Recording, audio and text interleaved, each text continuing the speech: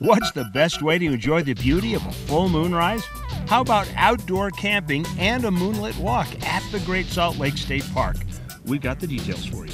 Then you won't want to miss our friends from Can-Am World in Mesquite as they take us on a quest to find the perfect family Christmas tree in southern Nevada. And we will tell you the story of a lifelong dream come true.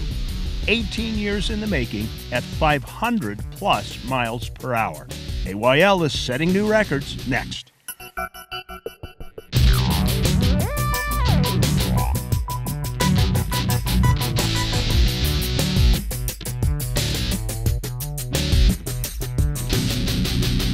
Chad, you built yourself a beautiful fire there. You nice little Cub Scout you are. Yeah. A Boy Scout. No, Bear Scout. I'm not, the Cubs are thin, I'm big.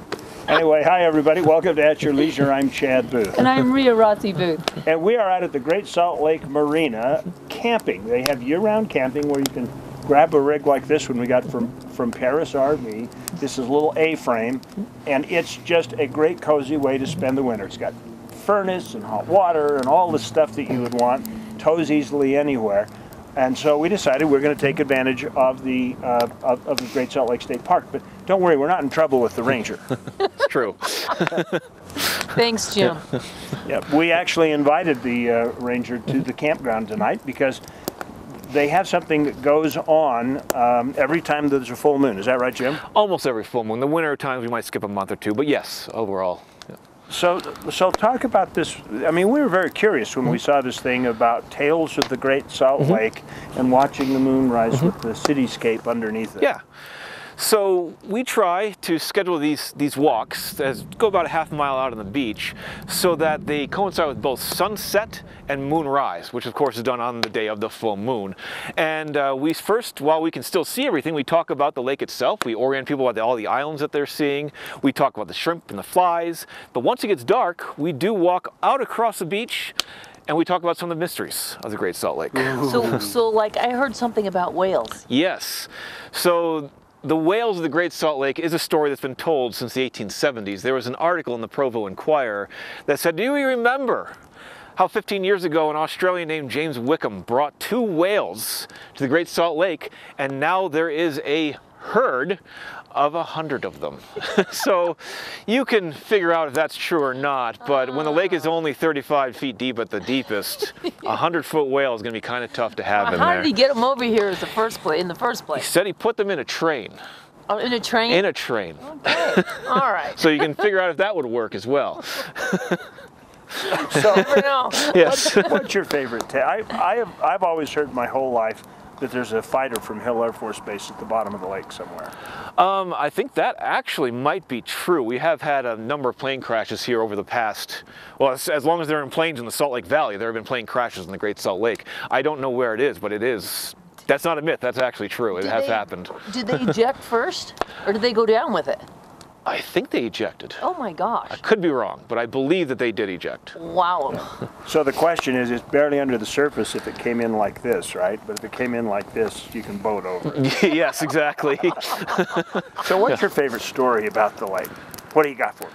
Well, I could tell you the story of the grave robber John Baptiste, but that's kind of a longer story. It's very mysterious, a little bit creepy, especially towards the end.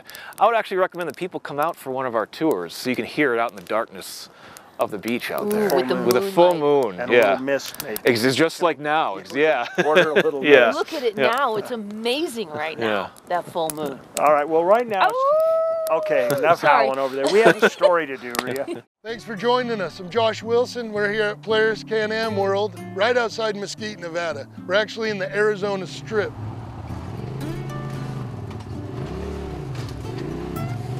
We're gonna head up to Red Rock today and just take a look. I heard we're gonna see snow up on the top of the mountains, which will be beautiful. Can't wait to see it. We're gonna be doing an overview, grab a Christmas tree, and get home for lunch. We are getting a few Christmas trees. He's excited about that. So we've got our permits, only $5 at the BLM, and we're going out. About 50 miles. Let's do this.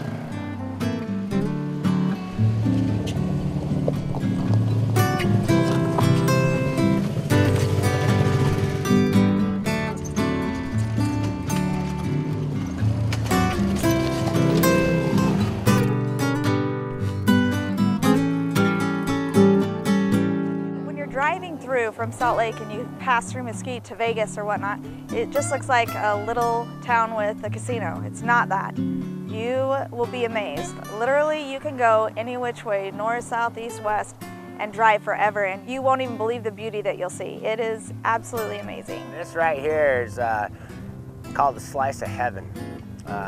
Some people call it Cedar Pockets Overlook. It overlooks God's creation.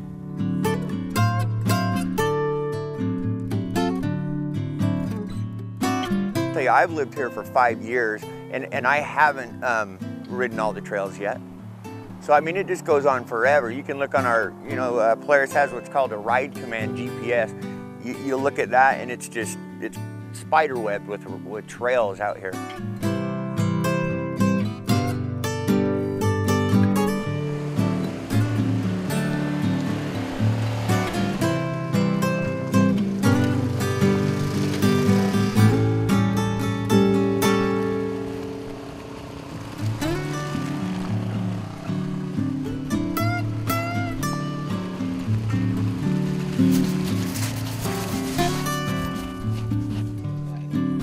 Up at Red Rock, the snow and the mud, having a good time. Merry Christmas! Merry Christmas. Well, I like the smell of the real one, but I like the care of the fake one. But it makes good firewood. We've got some twine. We've gotten them previous years. We've put them on top of the razors and they fit nicely. Oh, it is. I mean, it's just enough room on the roof to fit it up there, and remind you not to get too big of a tree. So you don't want no Griswold scenario. I give you the Griswold family Christmas tree. A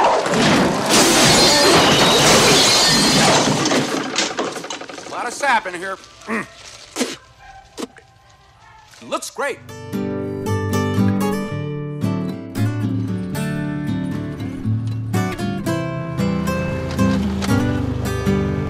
What I'm saying, the little Charlie Brown, would you believe that tree would bring in the ultimate joy of Christmas?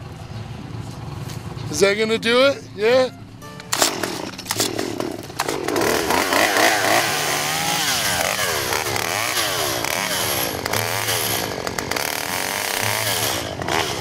It's time to grit the Christmas joy and head back to town. All right. You like our tree? Did you get the one you wanted? I got the exact one I wanted. Yeah.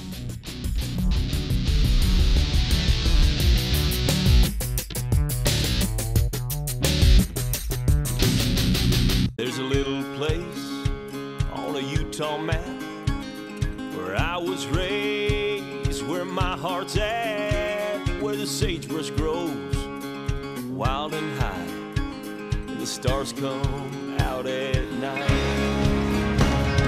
Oh, there ain't nothing like being raised in the basin with a Ute reservation, skiing starvation, that Duchesne County life. The trail isn't about point A to B, it's everything in between. An adventure, a reunion, your escape. It may not be the path of least resistance, and we like it that way, because the road less traveled will always lead you somewhere. The new 50-inch Maverick Trail, Can-Am engineering for the trails and all who ride them.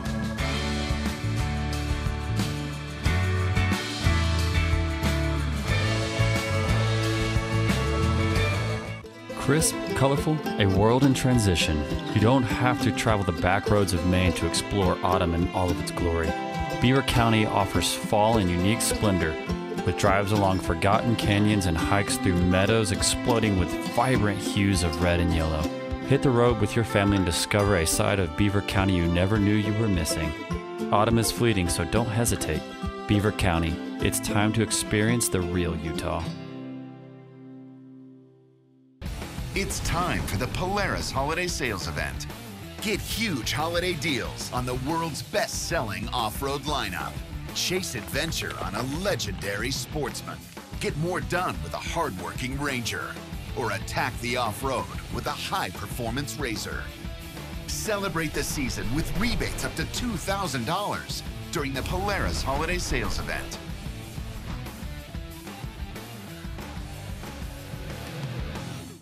This week's What's New segment is brought to you by TuneX of South Jordan and West Valley. More than just tune-ups, we're off-road.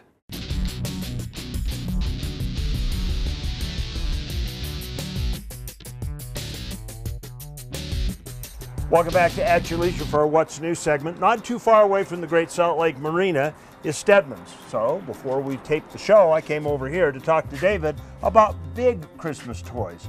Now, I already saw what Rhea did for small toys, and it's just not enough. Oh, never enough. But what I do want to talk about is the 3 different track versions of Christmas toys that guys that like off-road can get. So let's talk about tracked ATVs, timber sleds, and snowmobiles. Okay. What's the advantage of each, David? Well, you know, big differences in all of them. Right. Your snowmobile is a horsepower thing. Uh-huh. You know, deep snow, big hills, you know, they cut and carve, they've got so much better, but they're not the easiest thing to ride for beginners, and some things there. I got news for you. There's some of us who've been riding for a long time that still have trouble with them. You don't go enough, that's the problem. Anybody buys a new sled, I tell him, 2 days. Don't call me until you rode it for 2 days. 2 days. So tell me a little bit about this Polaris. So this Polaris is the new 850. It's got 9% more horsepower than the old one. They made it a little skinnier. Chassis, all that stuff's basically the same as the old one. Okay, so let's move on to the second one. Let's talk about timber sleds. Why do I want one of these as opposed to one of those? Timber sled is the hardest thing to try to explain what it's like to ride one. You can't explain it. You have to ride one. That's true. You can't explain it. These don't have the horsepower that the other ones do. You got to shift them. You take your regular motorcycle and turn it into the snow kit. You get around. I mean, you don't have to go as far back to ride. You can get off the trail easier. You side hill through the trees and the rocks, the cliffs. I mean, we've been in some stuff that there's no way you'd ever get a snowmobile in there. You'd be buried under something face first and trying to figure out how to get out of it, you know. Some days last year we had poor snow, and we were up there and we were like, oh, if we were on our snowmobiles, we'd be whining right now and we probably wouldn't have even came. But we rode quite a few rides last year and we're saying, you know, we're in the trees, we're having a riot. And we would have been whining if we were on snowmobiles. All right, so let's take the third thing for Christmas. Let's talk about tracked ATVs, doing a conversion on the ATVs. So you can put the track kits on a ATV or a UTV. Why do I want to do that? Well, a lot of people have cabins. They're not plowed into them. They're in the mountains, so they get a lot of snow. And they used to have to buy 4 snowmobiles. And how many trips in and out and in and out and out. Now you can buy up to 6 passenger side-by-side. Are they just fun to play on? Well, they're fun, but they're not as fun as either of these toys right here, you know. They don't go fast enough. You gotta go fast in the snow to have fun. It's about being in your face. It's in your face. Or on your face. On your face, your nose is frozen and your cheeks are rosy, then it's fun. There you go. All right, David, thanks for all the information. Absolutely, let's go playing in the snow. All right, do you think there's enough? It's looking really good. It's looking really good. All right. Snow is good. We'll be right back with more At Your Leisure, and we'll continue with our Moonlight walk at the Great Salt Lake. This Christmas, give the perfect gift from Steadman's Recreation in Tooele.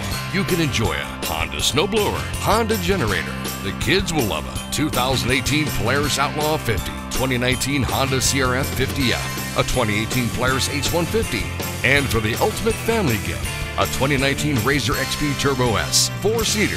At Steadman's, you'll find a Christmas gift that will be enjoyed all year long. Steadman's Recreation in Tooele. You may think it's 300 miles out here, but remember, it's only 30 miles back.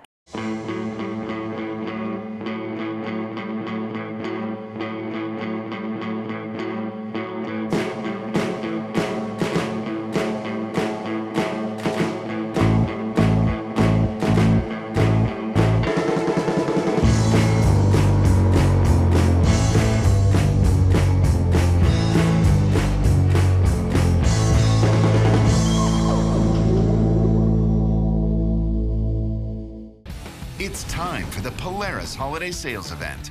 Get huge holiday deals on the world's best-selling off-road lineup. Chase adventure on a legendary sportsman. Get more done with a hard-working Ranger. Or attack the off-road with a high-performance Razor. Celebrate the season with rebates up to $2,000. during the Polaris Holiday Sales Event.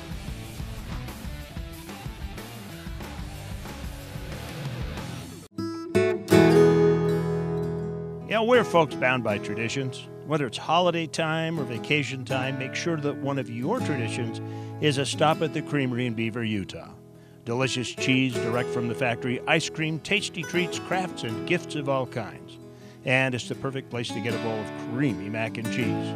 Start your new tradition the next time you're headed our way. The Creamery in Beaver, Utah. Farm, meet table.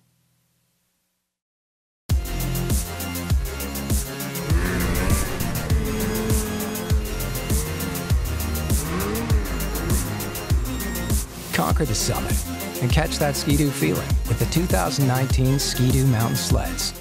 Welcome back to At Your Leisure, everybody. We're just sitting out here under the beautiful moon out at the Great Salt Lake, waiting for some action. Hot chocolate action. Hot chocolate action and marshmallows. Yeah, yes, indeed. You know, camping in the winter used to be a really big chore. We'd all put our campers away. When I was a kid, we had a jet. It had no insulation underneath. It had a little tiny heater that didn't even heat one room, and a 12-volt battery, and everything else was propane. So, you know, it just wasn't feasible. These new trailers, like this one we got from Paris, are just remarkable because they got Wi-Fi on them, they got solar panels on them, they've got, you know, full furnaces, hot and cold running water, which we didn't have in our jet. I know, and they've got like a little barbecue you can set up out here. I mean, I really want one of these under the tree for Christmas with a big bow on it. Well, you go talk to Brett Paris and see if he'll be Santa Claus. Maybe he can sell me one. I don't think he can get it down the chimney. No, probably not.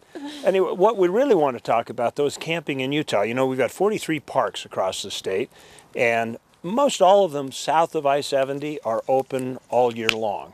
And there are only a few of them up here in the north. But if you live on the Wasatch Front and you want to get away from it for a weekend, I got to tell you, the marina out here and Antelope Island are two of your best picks. There are like 3 campers out here tonight. And they're so close to the Wasatch Front. That's beautiful out here. That's true. You got the lights behind you, and, yeah. And you can watch the moon. Yeah. Well, right now it's time for us to go join an adventure along the way. All right, let's do this. Okay. Oh, yeah. Oh, you okay. did it wrong. Yeah, here. Now let's do it. All right, here you go. Cheers. What does it take to become the fastest man in the racing world? To have a lifelong dream to drive a car more than 500 miles an hour? For the answer, one turns to the Vesco brothers from San Diego, California. To them, racing was a family legacy that was in their blood at a very early age. I've been out here since I was a little kid in 53 with my dad. He started in 1933, and the first race on the Bonneville Salt Flats was in 1949. They've been racing out here ever since. My dad was here at the first event. For more than 60 years, Team Vesco has been racing at the Bonneville Salt Flats, improving their equipment and their techniques to continue gaining speed. The car behind us, the 444 car, my dad built that in 1957, so that's 54 years old this year. It's an antique car, but we hold 4 records with it. Team Vesco slowly modified and improved the 444 car over the years, breaking records one by one until they decided it was time to upgrade the car itself. So in 1997, Team Vesco unveiled the Turbinator. This car is really unique because of the fact it's powered by a turbine shaft engine. It's got 3,750 horsepower and it powers all 4 wheels. So I call this the world's fastest off-highway vehicle.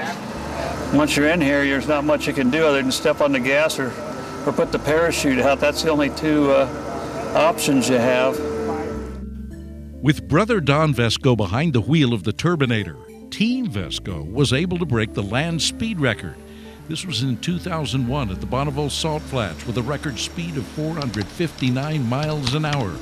It was the fastest speed ever for a wheel-driven car, but that was not enough. Yeah, our goal is actually 500 is what we're predicting for a speed. For the Vesco brothers, it was always about reaching the 500-mile-an-hour mark. It was a childhood dream. It was the team's goal. But shortly after Don set the record at 459 miles an hour, his health started to decline. Team Vesco would suffer a huge setback to achieving their goals in 2002 when Don passed away, barely a year after his record run. We wanted to go 500 forever. My brother didn't make it, but the team decided to get back together and make his dream come true. And Don's loss made the rest of the team more determined to regroup and see the team reach that goal, and to reach it first. Every time you go back and you try to perfect things even better, and it's kind of a constant learning curve because you're going faster than anybody's ever gone before, so you're into a new level every time. With meticulous notes from Don's previous record run, they began to reshape the Turbinator. They added a couple of feet here and an inch or two there, and they created new angles. This new body is all carbon fiber. It's an extremely strong composite material like they use in stealth fighters and all that stuff. It's extremely light. It ends up being about 40% lighter than fiberglass, and it's about twice or maybe 3 times stronger. By the time they were done, Turbinator was 6 feet longer and a whole lot better. Team Vesco had overcome the aerodynamic challenges hindering the original Turbinator from reaching its goal. With Don's lifelong friend, Dave Spangler, at the wheel as his proxy, Dave continued to drive Team Vesco ever forward with the same passion and precision that Don brought to the cockpit. Your main goal is to be sure that you're ahead of the car all the time. You don't want to get behind the car because at speed you're going 700 feet per second. So if you're just a little bit behind it, you're a passenger, you're no longer a driver. So that's your main goal, is to be paying really close attention to what the car is trying to do and responding to that.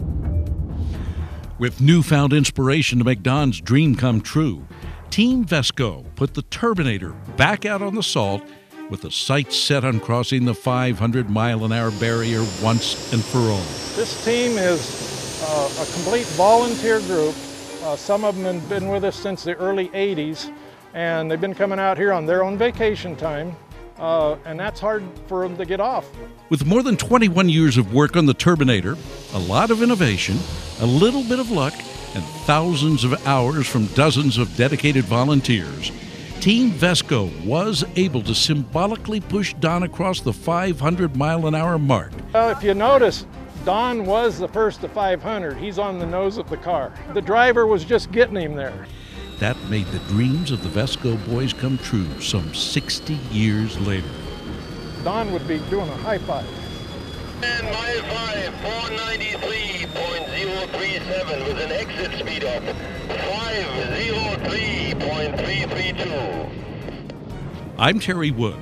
Along the way, somewhere at the Bonneville Salt Flats, with At Your Leisure. Our Along the Way segment is brought to you each week by Rocky Mountain ATV MC. That is a really cool place. Doesn't matter if you got an adventure bike, a dirt bike, an ATV, a side-by-side, or a street bike. They got all kinds of cool stuff for you. Yeah, check them out online. They're awesome. We'll be right back with more of our adventure out here at the Great Salt Lake Marina, winter camping, right after this commercial break. The Utah Farm Bureau began as a collection of farmers supporting each other to raise the food we enjoy. Today, Farm Bureau membership encompasses everyone, whether ranchers, growers, or just everyday folks like you and me. Members enjoy discounts on items like vehicles and ATVs, or insurance that's very affordable. You don't have to be a farmer to join, and dues are small, but together we make a big difference in keeping our food supply local and abundant. Join Utah Farm Bureau. Give us the work no one else wants to do. We don't just go against the grain, we grow it.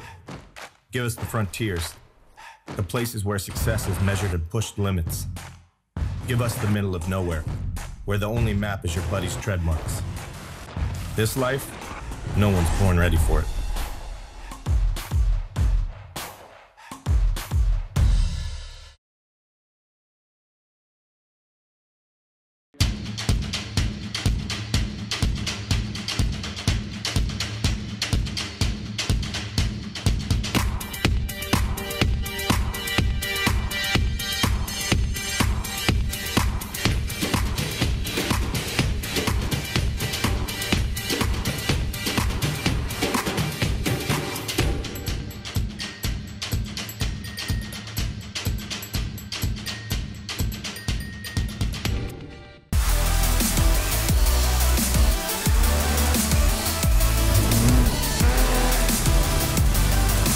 From the trail to the heart of the backcountry, discover that Ski-Doo feeling with the 2019 Ski-Doo Trail and Crossover sleds. Welcome back to At Your Leisure. You got to end the day just right. And how you end it is with a nice bed of coals to quietly, slowly brown. Nice. Rhea, you're going to get cancer. Stop it. I like them charred. That looks like pure evil. They do look pretty good. And it's still cold in the middle. All right. Anyway, while we have our debate about marshmallows here, are we past curfew, Jim? We are not past curfew yet. Okay, good. I just wanted to make sure that you weren't aiding and abetting criminals out here. Anyway, we got a lot of business to take care of, and we're going to start it with our contest winner. Our contest winner this week is license number W807HJ, a truck hauling an ATV out into the San Rafael Swell. Fun. You just won a $400 RIFAB gift certificate. Oh, what a perfect gift. RIFAB, the best metal fabrication for your rig ever. Visit rifab.com. Congratulations. Call us at 801-947-8888. Claim your pride. Yeah, while nobody was looking, I actually caught mine on fire, so they kind of look like Rhea's now. I'm telling you, it's because they're all natural marshmallows. Oh, there goes mine. There we go. Blow it out, quick! I know. Good luck trying not to torch these things. All right, well, right now it's time for us to take a look at next week's show. Let's see how much we can mess these up between now and then. Next week, Christmas is in full swing as we walk back in time at This Is the Place Heritage State Park for their Candlelight Christmas event. It was such a cool event. Then we'll head off to the wide open spaces of eastern Wayne County, which lay claim to all kinds of artifacts about Butch Cassidy. One of them, his signature carved in stone. Will we find it? And Scott Huntsman will check in on our Red Project Jeep to answer the question, what happens when your front tires get too cozy with your bumper? Next week's show is going to be absolutely stellar because we're going to be in more state parks. You'd have to agree with that, right, Jim? I do. How's the s'mores? Absolutely delicious because we are at a Utah State Park. Well, that Can't not have a that good and we have organic marshmallows. I know. I can't believe we have an organic marshmallow, but this is really delicious. That's true. So I don't think we should torture people at home anymore because they don't get to have organic marshmallows. We should just say goodnight. And get over here and enjoy this beautiful scenery. I can't believe you can camp here all year round. Yeah. This is awesome. Just remember, there's adventure around every bend. You just got to get out there and create your own adventure. At your leisure. Toast, everybody. Toast. Or graham cracker.